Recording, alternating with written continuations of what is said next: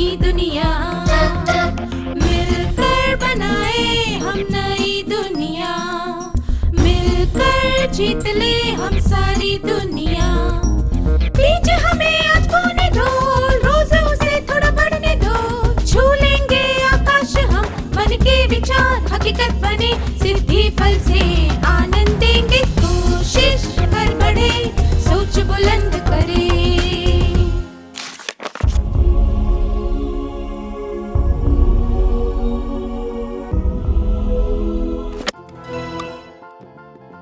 नमस्ते छात्रों, आप सबसे फिर से मिलकर खुशी हुई।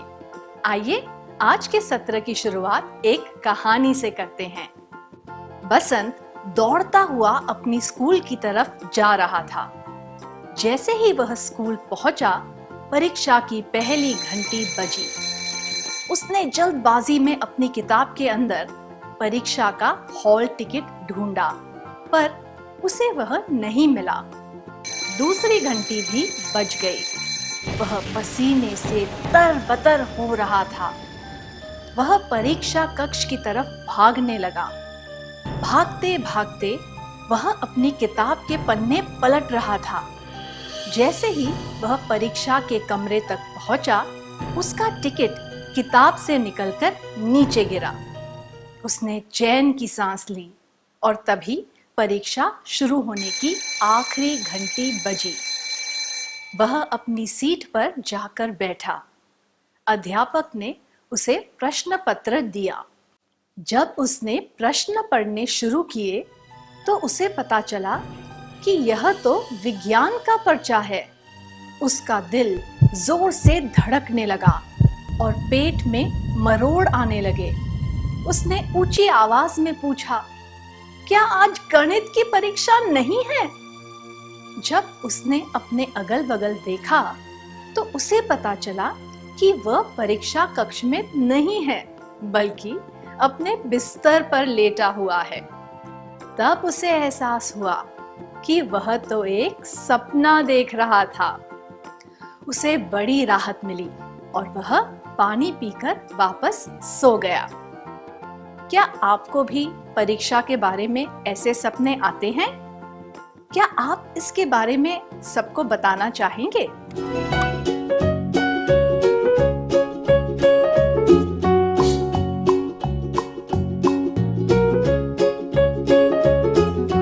अपने डरावने सपनों के बारे में बताने के लिए शुक्रिया।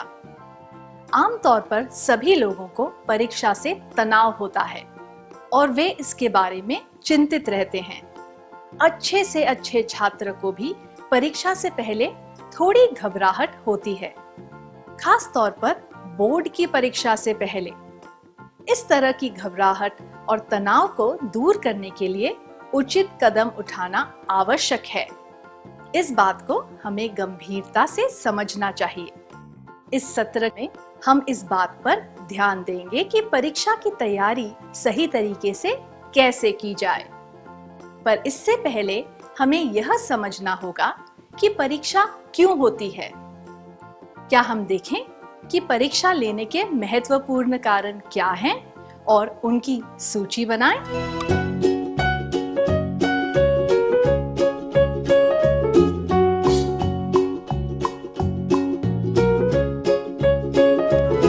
धन्यवाद। क्या हम परीक्षा होने के मुख्य कारणों के बारे में चर्चा करें? परीक्षा क्यों होती है? ताकि हम अपने ज्ञान को जांच सके, ताकि दूसरे लोग हमारे ज्ञान को जांच सके।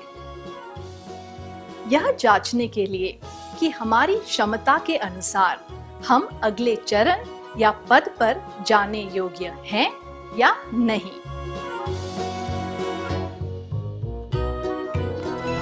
परीक्षा से कई नकारात्मक भावनाएं जुड़ी होती है। डर, चिंता, घबराहट, चिड़चिड़ाहट, गुस्सा इत्यादि। पर हमारे जीवन में परीक्षा का बहुत महत्व होता है। आइए अब परीक्षा की तैयारी पर ध्यान देते हैं। परीक्षा की तैयारी को हम 4 चरणों में बांट सकते हैं। ये हैं सामान्य तैयारी, किसी परीक्षा के पहले का दिन, परीक्षा का दिन, परीक्षा के बाद। सबसे पहले सत्र में हम पहले 2 चरणों के बारे में बात करेंगे और अगले सत्र में हम अगले 2 चरणों के बारे में बात करेंगे। पहले आपके लिए एक प्रश्न है। आप और आपके साथियों को जिला स्तरीय कबड्डी प्रतियोगिता में भाग लेने के लिए चुना गया है। यह प्रतियोगिता अगले महीने होने वाली है। आप इसकी तैयारी कब से करेंगे? जिस दिन से हमें चुना गया था उस दिन से, प्रतियोगिता के 3 दिन पहले, प्रतियोगिता के 1 दिन पहले। आप जिस दिन चुने गए थे उस दिन से ही तैयारी शुरू कर देंगे, है ना? तभी तो आप ठीक से तैयारी कर पाएंगे। 1 दिन या 3 दिन पहले शुरू करने से आप पूरी तरह तैयारी नहीं कर पाएंगे, सही है ना? इसी तरह परीक्षा के 1 दिन या कुछ दिन पहले पढ़ाई शुरू करने से आपकी तैयारी अधूरी रहेगी। परीक्षा की तैयारी समय से पहले ही शुरू कर देनी चाहिए। आपने कबड्डी प्रतियोगिता के लिए अभ्यास शुरू कर दिया है। आप अभ्यास के दौरान क्या करेंगे?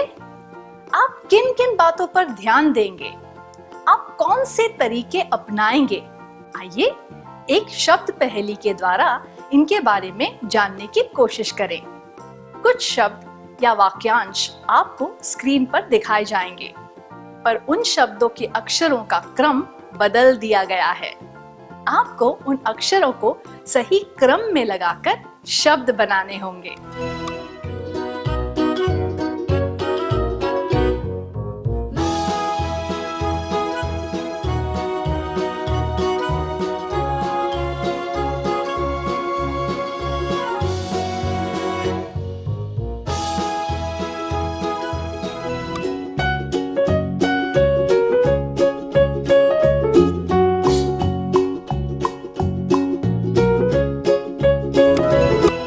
आपने जो प्रयास किया उसके लिए धन्यवाद। क्या हम सही उत्तर देखें? नियमित अभ्यास, उत्साह, धीरे धीरे सुधार लाना, कमियों को दूर करना।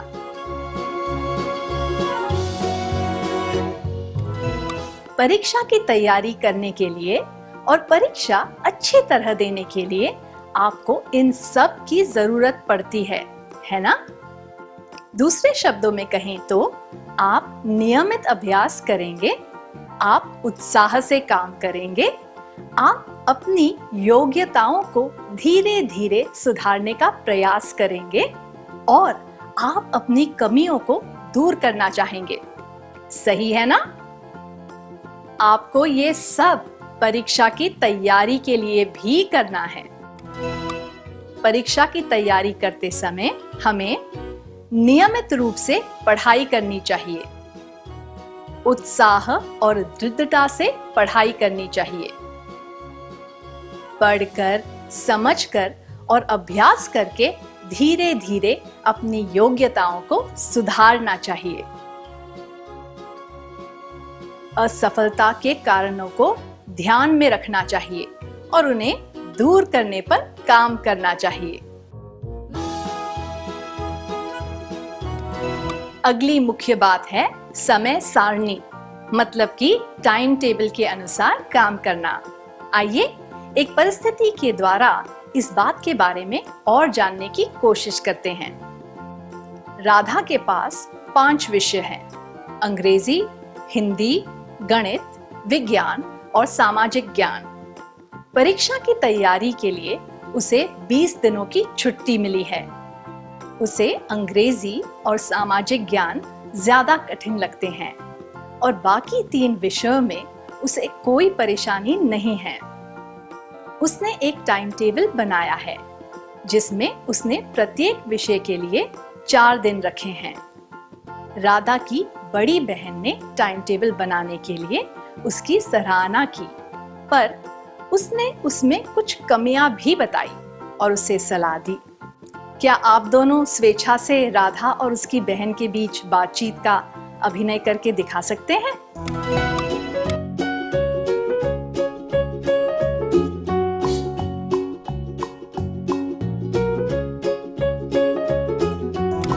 धन्यवाद, बहुत अच्छा था। कोई भी महत्वपूर्ण काम करने से पहले एक स्पष्ट योजना बना लेनी चाहिए, खास तौर पे पढ़ाई और परीक्षा की तैयारी के लिए। आप किसी जगह घूमने जाने से पहले क्या करते हैं? आप इन बातों के बारे में सोचते हैं। कहाँ जाना चाहिए? कितनी देर के लिए जाना चाहिए? कब जाना चाहिए? वहाँ क्या कर सकते हैं? इत्यादि, है ना? क्या आप दोनों स्वेच्छा से इसका अभिनय करके दिखा सकते हैं? आपको अभिनय द्वारा यह दिखाना है कि किसी जगह घूमने जाने के लिए आप योजना किस तरह बनाएंगे।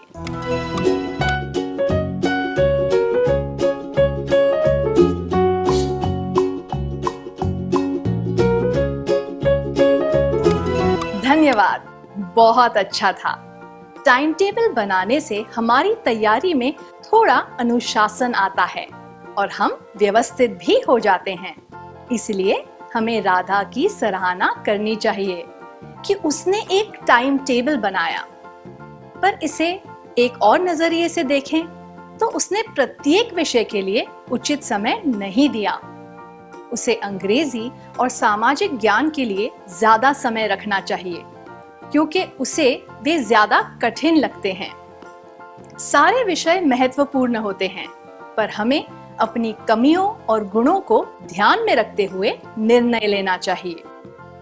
राधा अंग्रेजी और सामाजिक ज्ञान के लिए 5.5 दिन रख सकती थी और अन्य विषयों के लिए 3-3 दिन। यह केवल एक सुझाव है।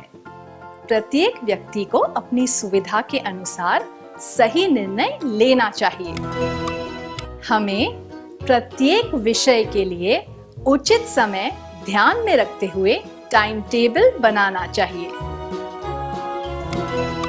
अब एक क्रियाकलाप का समय है। कल्पना कीजिए कि वार्षिक परीक्षा की तैयारी के लिए आपको 20 दिन की छुट्टी दी गई है। अपनी सुविधा के अनुसार आप प्रत्येक विषय के लिए कितना समय रखेंगे? क्या आप खुद के लिए एक टाइम टेबल बना सकते हैं? कृपया यह काम व्यक्तिगत तौर पर करें।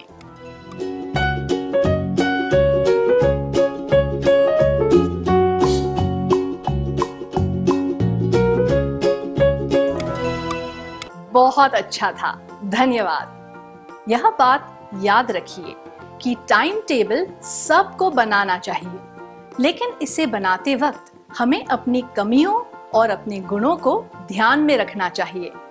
हमें इस तरह से अपनी पढ़ाई का समय तय करना चाहिए कि हम अपनी कमियों पर ज्यादा ध्यान दे सकें। अब एक और परिस्थिति पर ध्यान दीजिए। कमल और अजय बोर्ड की परीक्षा की तैयारी करने के तरीके के बारे में बातें कर रहे हैं। कमल को लगता है कि किसी भी विषय के लिए अच्छी तरह पढ़ाई करना ही काफी है। अजय को लगता है कि केवल पढ़ाई करना काफी नहीं है। उसे लगता है कि प्रश्न पत्र का नमूना या पैटर्न पता होना भी जरूरी है। क्या आप दोनों स्वेच्छा से इस दृश्य का अभिनय करके दिखा सकते हैं?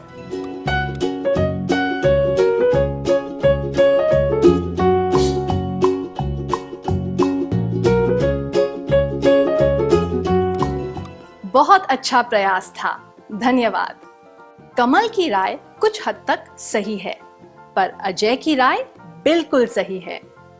अगर हमें पता हो कि परीक्षा में किस तरह के प्रश्न आने वाले हैं, तो हम परीक्षा के दौरान अपने समय का उचित उपयोग कर सकते हैं। परीक्षा की तैयारी के लिए यह आवश्यक है कि हमें पता हो कि अलग अलग प्रकार के प्रश्नों का हल करने के लिए कितना समय लग सकता है।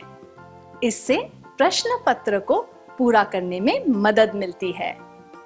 पर केवल प्रश्न पत्र का पैटर्न पता होना काफी नहीं है। पूरी पढ़ाई करना भी उतना ही आवश्यक है। हमें पाठ्यक्रम अच्छी तरह से पढ़ना चाहिए, अभ्यास करना चाहिए और प्रश्न पत्र का पैटर्न भी ठीक से जान लेना चाहिए। क्या अब हम आज के सत्र में सीखी बातों का सार संक्षेप करें?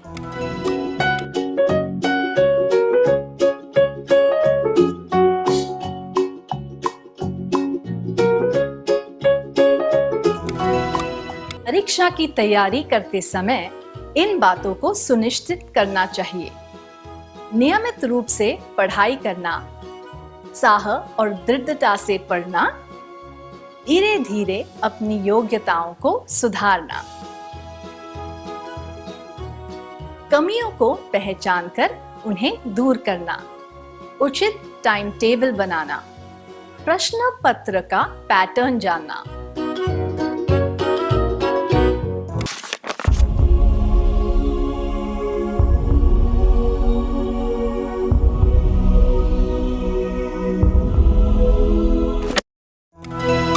नमस्ते छात्रों, आप सब कैसे हैं? पिछले सत्र में हमने सीखा था कि परीक्षा की तैयारी करते समय इन बातों को सुनिश्चित करना चाहिए। नियमित रूप से पढ़ाई करना, उत्साह और दृढ़ता से पढ़ना, धीरे धीरे अपनी योग्यताओं को सुधारना, कमियों को पहचान कर उन्हें दूर करना, उचित टाइम टेबल बनाना, प्रश्न पत्र का पैटर्न जानना।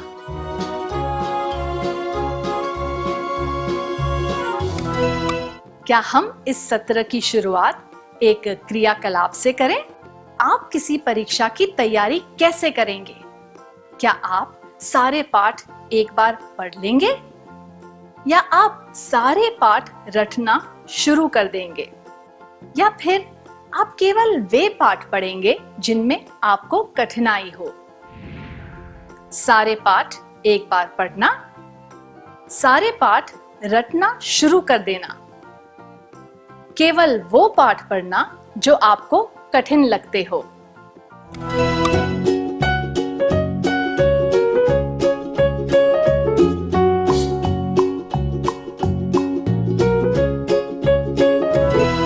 सारी बातें रटने से और केवल कठिन पाठ पढ़ने से हम पूरी तैयारी नहीं कर सकते। ये तरीके सही नहीं है। यह जरूरी नहीं है कि ऐसा करने से हम सारे महत्वपूर्ण भाग ठीक से समझ जाए। पूरे पाठ को फटाफट पढ़ने से हमें पता चल जाता है कि पाठ में क्या क्या है। इससे हम जान पाते हैं कि वह पाठ किस बारे में है। परीक्षा की पूरी तैयारी करने के चरण: फटाफट पढ़ना। इसके बाद हमें ज्यादा ध्यान देकर पढ़ना चाहिए। हमें सारी मुख्य बातें लिख लेनी चाहिए। हमें चिन्हांकित करना या हाईलाइट करना चाहिए। इससे हम परीक्षा के एक दिन पहले पाठ को फिर से फटाफट याद कर सकते हैं। परीक्षा की पूरी तैयारी करने के चरण: फटाफट पढ़ना, चिन्हांकित यानी हाईलाइट करना। इसके बाद अगर हम विषय के सारे पाठों का सार लिख लें तो इसका अर्थ है कि हमने वह विषय अच्छी तरह समझ लिया है। परीक्षा की पूरी तैयारी करने के चरण: 1. फटाफट पढ़ना। 2. चिन्हांकित या हाईलाइट करना। 3. सार संक्षेप करना। अगली चीज है खुद के लिए एक अभ्यास प्रश्न पत्र बनाना। हमें प्रश्न बनाकर खुद के ज्ञान को परखना चाहिए। हमें यह देखना चाहिए कि हमें सारी बातें ठीक से समझ आ गई है या नहीं। खुद की परीक्षा लिए बिना हम यह नहीं जान सकते कि हमने ठीक से पढ़ाई की है या नहीं। इससे हम पूरी तैयारी कर पाएंगे और हमें पता चलेगा कि हमें क्या आता है और क्या नहीं। संपूर्णता से पढ़ाई करने से हम प्रश्न पत्र अच्छी तरह हल कर पाएंगे और हमें अच्छे अंक भी मिलेंगे। परीक्षा की पूरी तैयारी करने के चरण: 1. फटाफट पढ़ना। 2. चिन्हांकित या हाईलाइट करना। 3. सार संक्षेप करना। खुद की परीक्षा लेना। अब एक क्रियाकलाप का समय है। मेरे पास कागज की 3 पर्चियां हैं और प्रत्येक पर्ची पर एक निर्देश लिखा है। प्रत्येक विद्यार्थी को आगे आकर पर्ची में लिखा निर्देश मन से पढ़ना है और उसके अनुसार काम करना है। बाकी विद्यार्थियों को स्क्रीन पर दिखाया गया गद्यांश पढ़ना है। क्या हम शुरू करें?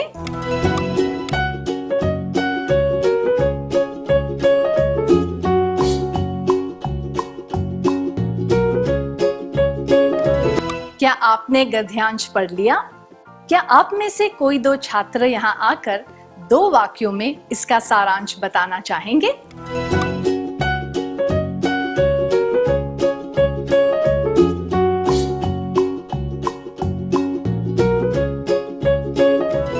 धन्यवाद। जब आप गद्यांश पढ़ रहे थे तब वे 3 विद्यार्थी क्या कर रहे थे? वे तालियां बजा रहे थे। वे क्लास में इधर उधर चल रहे थे।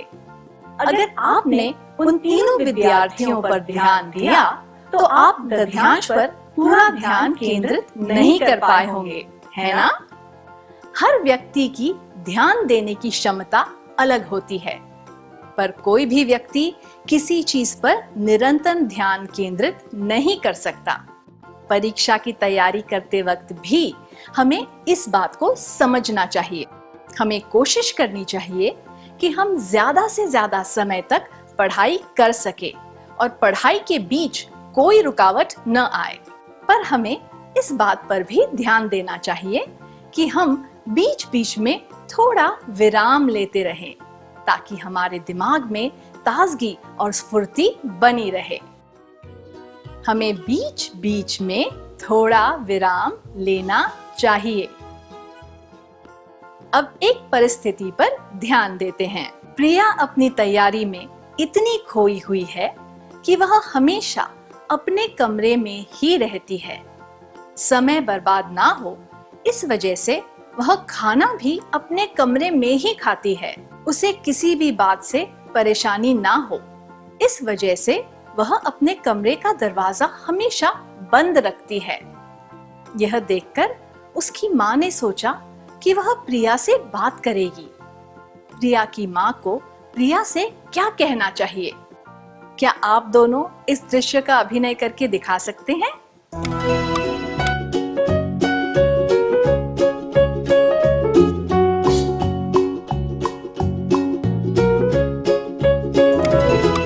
बहुत बढ़िया किया, धन्यवाद। प्रिया को पूरी गंभीरता के साथ परीक्षा की तैयारी करनी चाहिए, पर लंबे समय तक किसी बंद जगह में रहने से और ताजी हवा में न जाने से काम बिगड़ सकता है। उसे कुछ देर के लिए बाहर ताजी हवा में जाना चाहिए। इससे वह शारीरिक रूप से बेहतर महसूस करेगी और वह पढ़ाई पर ज्यादा अच्छी तरह ध्यान दे पाएगी। प्रिया की माँ ने भी उसे यही सलाह दी। परीक्षा की तैयारी करते समय हमें शरीर और दिमाग में ताजगी बनाए रखने के लिए पर्याप्त आराम करना चाहिए। आराम की कमी की वजह से क्या आपको कोई नकारात्मक परिणाम भुगतना पड़ा है? क्या आप में से कोई इस बारे में सबको बताना चाहेगा?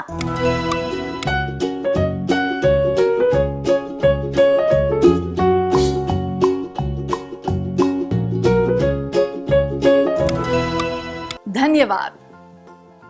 आराम के बाद हमें खुद की देखरेख पर भी ध्यान देना चाहिए। नियमित और पर्याप्त नींद, सही मात्रा में पौष्टिक खाना, ये सब चीजें परीक्षा की तैयारी के लिए आवश्यक है। यह सोचना बेवकूफी है कि खाना कम खाकर या फिर कम नींद लेकर हम ज्यादा देर तक पढ़ पाएंगे। ऐसा करने से हमारे शारीरिक और मानसिक विकास पर गलत असर पड़ सकता है। हमें खुद की देखरेख अच्छी तरह करनी चाहिए, खाना, आराम इत्यादि। अब एक और परिस्थिति। सोनल अपनी परीक्षा की तैयारियों में व्यस्त है। उसके पड़ोस में एक त्योहार की तैयारियां चल रही है। हर वक्त लाउड स्पीकर पर तेज आवाज में गाने बजते रहते हैं। सोनल को बहुत तनाव हो रहा है क्योंकि शोर की वजह से वह पढ़ाई पूरी तरह से अच्छी तरह से ध्यान से नहीं कर पा रही है। उसकी सहेली सलमा ने उसे कहा कि वह उसके घर आकर पढ़ सकती है क्योंकि वहां बिल्कुल भी शोर नहीं है। क्या आप उन दोनों सहेलियों के बीच हुई बातचीत का अभिनय करके दिखा सकते हैं?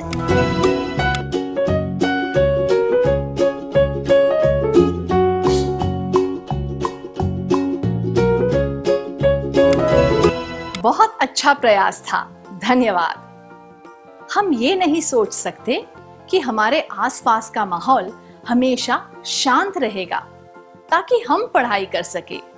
कभी कभी हमारी राह में कुछ अनदेखी रुकावटें आ जाती है। ऐसे समय पर हमें किसी उचित जगह पर जाकर पढ़ाई करनी चाहिए ताकि हम अच्छी तरह पढ़ सके। हमें पढ़ने के लिए सही जगह चुननी चाहिए और मन लगाकर पढ़ना चाहिए। हम अपने खाली समय का उपयोग अच्छी तरह कैसे कर सकते हैं? हम उस समय की बात कर रहे हैं जब हम पढ़ाई नहीं कर रहे होते। क्या हम एक क्रियाकलाप के द्वारा देखें कि खाली समय में क्या किया जा सकता है? आपको चित्रों द्वारा कुछ संकेत दिए जाएंगे और आपको सही जवाब पहचानने हैं।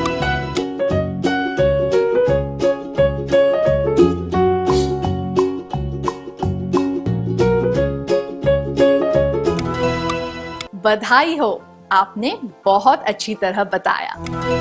खाली समय में करने वाले कुछ काम: कुछ देर तक पैदल चलना, व्यायाम या कसरत, दोस्तों या परिवार वालों से बातें करना, रचनात्मक कार्य, संगीत। कुछ देर के लिए हमें कुछ रोचक काम करने चाहिए ताकि हमारे दिमाग को आराम मिले। उदाहरण के लिए थोड़ी दूर चलना, मनपसंद गाने या फिर संगीत सुनना, योग करना, दोस्तों से बातें करना। ऐसे दोस्त जो पढ़ाई में व्यस्त ना हो। कुछ रचनात्मक काम करना, परिवार के लोगों से बातें करना। कोई मजेदार पहेली हल करने से भी दिमाग में ताजगी आ जाती है और हम पढ़ाई जारी रखने के लिए तैयार हो जाते हैं। पर हमें सतर्क रहना चाहिए कि ये सब कुछ देर के लिए ही किया जाए। हमें ऐसे काम लंबे समय के लिए नहीं करने चाहिए। हमारा मुख्य उद्देश्य है पढ़ाई करना। अब तक हमने देखा है कि पढ़ाई की तैयारी के लिए हमें क्या क्या करना चाहिए।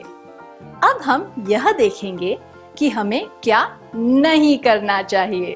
अब आपके लिए एक प्रश्न है।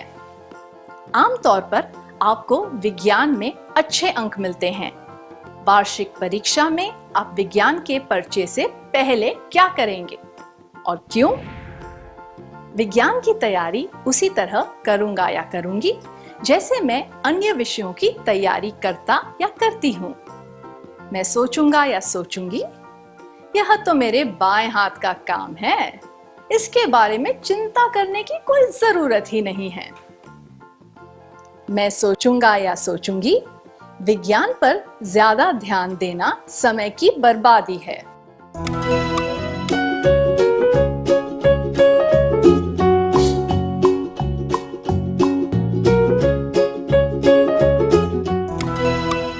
अपने जवाब देने के लिए धन्यवाद। यह तो मेरे बाएं हाथ का काम है, इसके बारे में चिंता करने की कोई जरूरत नहीं है और विज्ञान पर ज्यादा ध्यान देना समय की बर्बादी है। इन जवाबों में जरूरत से ज्यादा आत्मविश्वास झलकता है। यह बहुत खतरनाक हो सकता है। अति विश्वास के कारण ऐसा हो सकता है कि आमतौर हमें जितने अंक मिलते हैं उससे भी कम अंक मिले। हमेशा अच्छे अंक प्राप्त हो उसके लिए यह जरूरी है कि हम सारे विषयों की तैयारी पूरा मन लगाकर करें।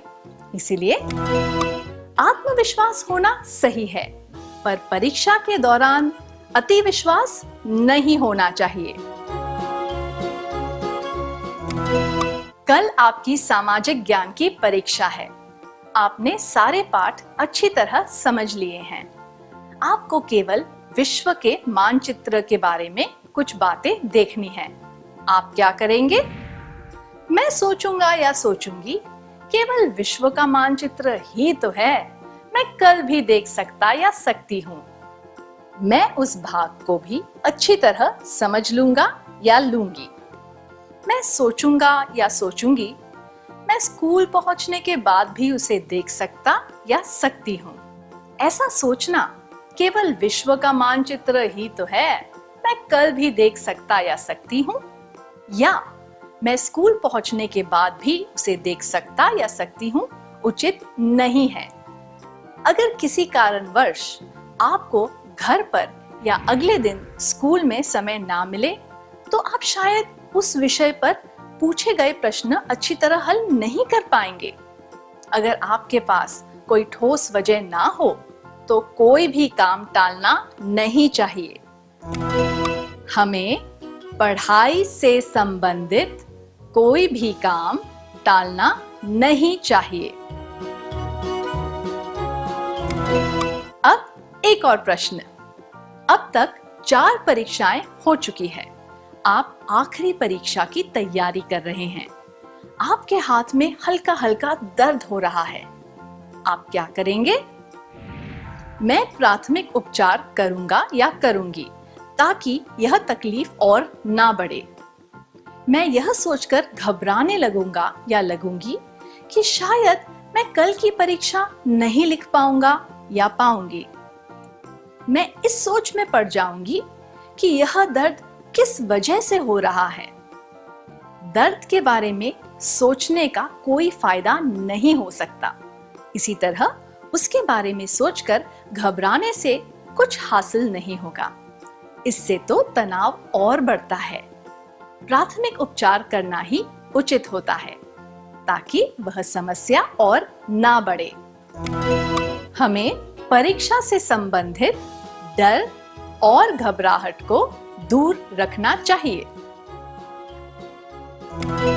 आप आमतौर पर सुबह 7 बजे उठते हैं। आपकी माँ ने आपको सुबह 5 बजे उठा दिया ताकि आप परीक्षा के लिए पढ़ सके। आप क्या करेंगे? मैं मुंह धोकर पढ़ने बैठ जाऊंगा या जाऊंगी। मैं फिर से बिस्तर में जाकर सो जाऊंगा या जाऊंगी। मैं हाथ में एक किताब लेकर उसे अपने चेहरे के सामने रख लूंगा या लूंगी और बैठे बैठे सो जाऊंगा या जाऊंगी। बिस्तर में जाकर फिर से सोना या फिर बैठे बैठे सोना आलस्य की निशानियां है। सही तो यह होगा कि आप मुंह धोकर पढ़ने लग जाएं। हमें परीक्षा के समय आलस नहीं करना चाहिए। संक्षिप्त में कहें तो हमें काम को टालना नहीं चाहिए। जरूरत से ज्यादा आत्मविश्वास नहीं दिखाना चाहिए। घबराना नहीं चाहिए। आलस नहीं करना चाहिए। अब तक हमने देखा कि परीक्षा के समय क्या करना चाहिए और क्या नहीं। इन सब बातों को ध्यान में रखते हुए आप परीक्षा की तैयारी कैसे करेंगे? क्या आप एक योजना बनाकर कक्षा में सबको बता सकते हैं?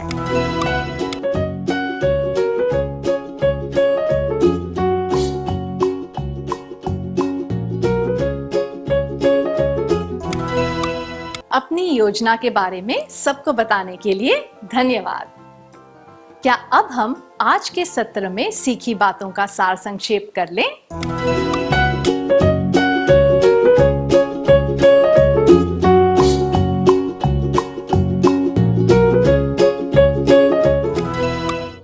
परीक्षा की पूरी तैयारी करने के चरण: फटाफट पढ़ना, चिन्हांकित या फिर हाईलाइट करना, सार संक्षेप करना, खुद की परीक्षा लेना, खाली समय में करने वाले कुछ काम, कुछ दूर तक पैदल चलना, व्यायाम या कसरत, दोस्तों या परिवार वालों से बातें करना, रचनात्मक कार्य, संगीत।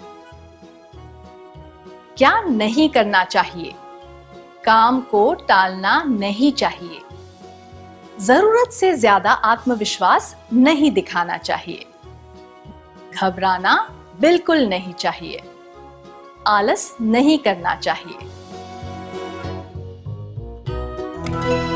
इतनी अच्छी तरह सार संक्षेप करने के लिए धन्यवाद।